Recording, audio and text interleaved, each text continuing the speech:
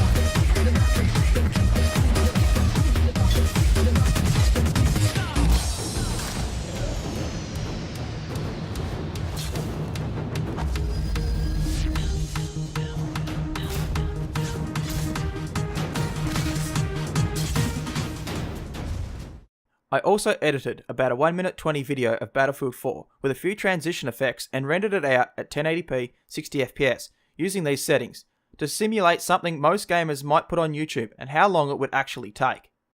The link to the unlisted render test video is in the description, and in the description of that video is the render times of all the computers I've built. This computer managed a time of 3 minutes 21, which is not bad at all.